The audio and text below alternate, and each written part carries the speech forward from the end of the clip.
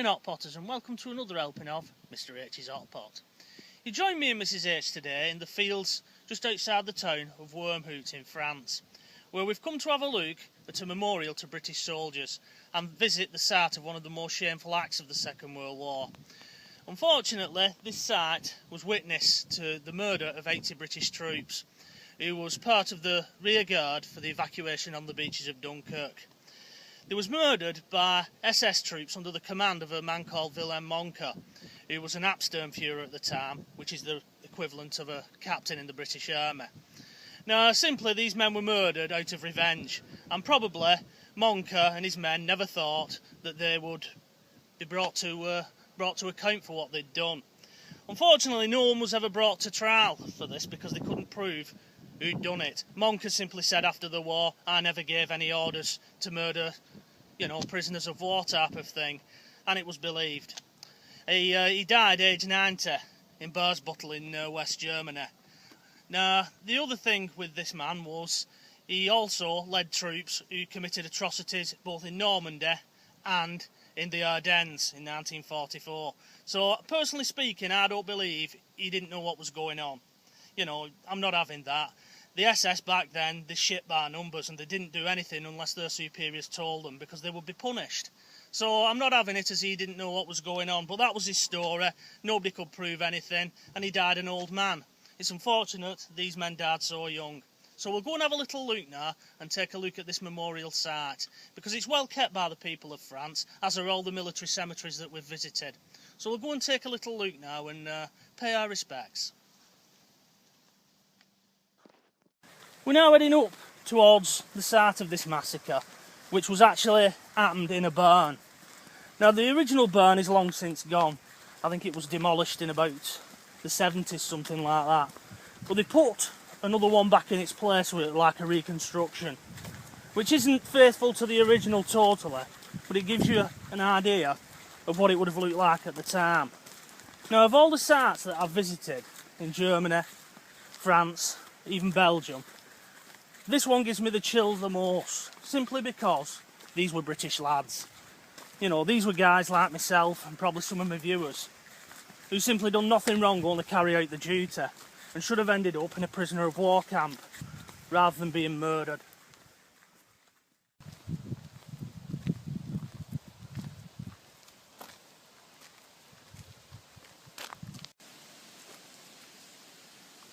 Now, this is a reconstruction of the actual barn where these men were murdered, and this spot here is where it happened. Now, we'll take a look inside. It must have become very clear to those soldiers as they was being marched down that road as something wasn't right, that they were being brought out here. Where were they being taken? The fear must have been really in them. It can only be imagined.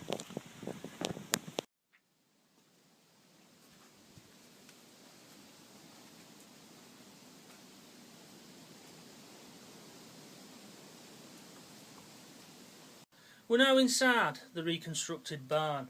As you can see, there's many memorials that have been left to these men who died here by people who've come here on a bit of a pilgrimage. Now, back in 1940, when this was the original barn, the SS decided that the best way to dispose of the prisoners of war was to herd them in here like cattle and push them in as much as they could. So imagine 80 men in here, panicking, wondering what's going to happen, and then throw grenades in here. The stick type of grenades that the Germans used to have. Now, two soldiers decided that they was going to sacrifice their lives for the comrades and put off the inevitable as long as they could. So they took the helmets off, threw it over the grenade and threw themselves over to take the blast. An NCO and an officer did that. Now, the SS outside had realised what had happened and weren't happy with that, so they just started to pull men out 5 at a time and shoot them outside. But they was realising this was taking too long. They wanted to be getting on and back into the battle and probably butcher more men. So what they decided to do was just start firing indiscriminately into the sides of the barn. They did the deed and they left many men for dead. A lot of men managed to escape and made their way back and surrender to normal German units of the Wehrmacht. they was then treated and sent to prisoners of war camp. I should imagine they kept their mouths shut about what had happened here, because they wouldn't know at the time. They would just see a German and think it was all the same. So the story came out at the end of the war, and you know, this site has now been made a memorial site. This fella here, named Albert Evans, he was one of the last living survivors of what had happened here. It's just thankful as some men did survive to tell the tale, otherwise this shameful act would never have been known. Now it turned out that not only British soldiers was involved in this massacre. Unfortunately, another one of the victims was French. A man by the name of Robert Vampy. He's also remembered here. I believe he was guarding a munitions depot or a supply depot of some description when the fighting broke out in this area, and he was just brought here with the British, and he was murdered alongside them. We're now going to take a look at the pond area where Bert Evans and his captain, Lynn Allen, tried to escape to. Unfortunately, Lynn Allen was murdered in cold blood in the pond.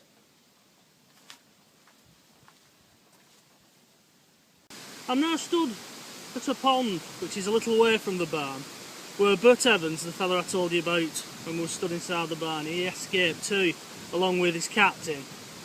And they tried hiding in here.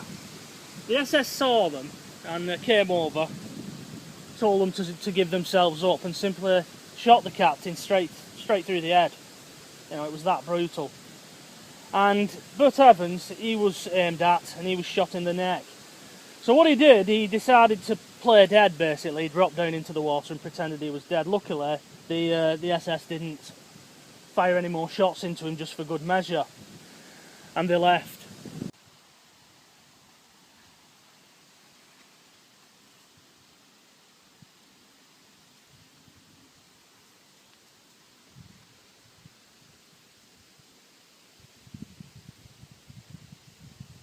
Now in 2004, the Birmingham Dunkirk Veterans Fellowship decided to send over 80 oak trees that they'd grown from seed. And they decided that each one of these trees would represent one of the men who was killed in this barn. And they planted them at the side of the barn where they died, in 3 rows. Sort of giving you the impression, I should imagine, as they're standing to attention and in line. It hits you when you take a look at those trees, because although they look lovely on the landscape, it's only when you realise each one of those represents a murdered man.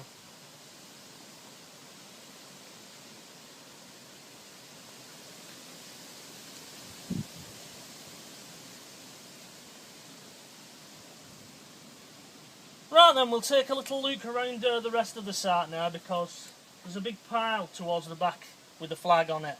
And that represents a man that they never found. They never found his remains. So they sort of class that as his grave.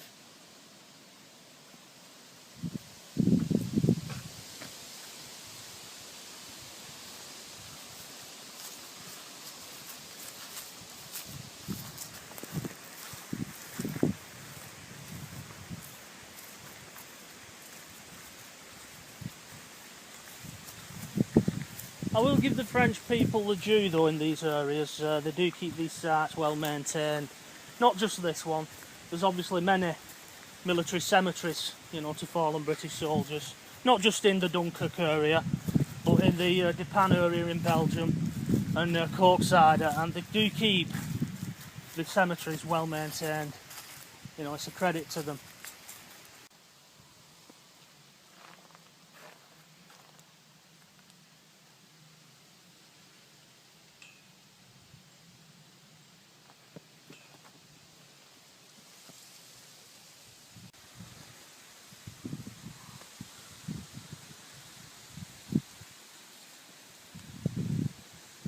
The memorial mound, which is located behind me, forms part of a large cross that can be viewed from the air. Now it incorporates the footpaths that you walk along and the memorial mound itself. So if anybody goes on Google Earth, they should be able to see what I mean. I'll try and splice a picture of it in about here. So anyway, we'll approach the memorial mound now, which also is the tomb of that captain who was murdered over in the pond there.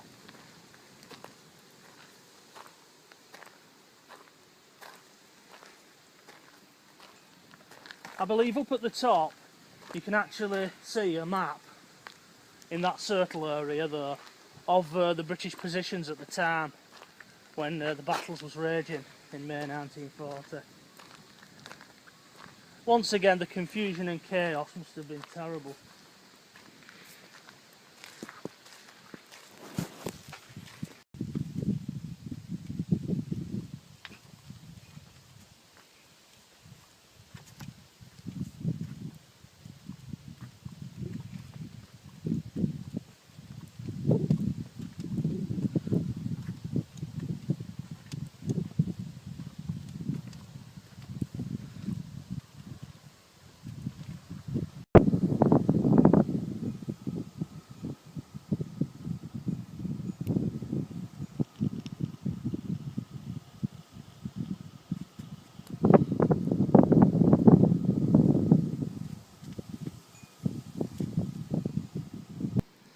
We're now at the top of the mound, and this circular board that crowns it shows you the positions of the British forces and the German counterparts on that day.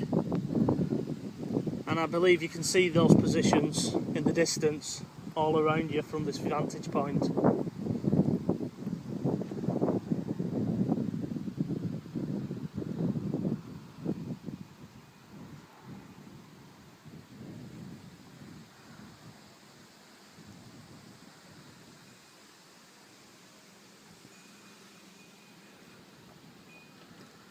We're going to head down now towards a sculpture that's in the centre of this memorial garden. I think that was the last thing to be placed here, and I think it was placed here about 2001, something like that.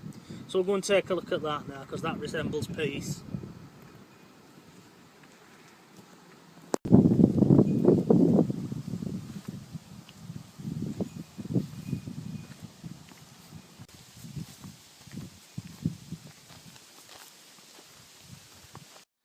I'm now at the peace sculpture, which was actually erected in 2010, not 2001 as I originally thought.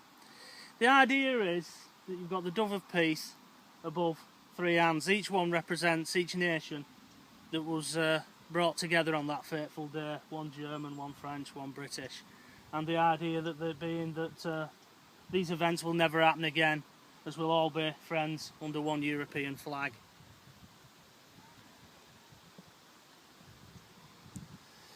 So we'll now leave this site. We've paid our respects. It's a very sombre place to come to, and I must admit it's been one of the hardest videos I've ever done. I've had to do 3 or 4 takes on some things because simply the emotion gets you, because you know they're your own people when all's said and done. The concentration camps and that, alright, British did die in 1 or 2 of them, but never on a mass number. That actually happened here, sadly. Anyway, until the next time. Bye bye for now.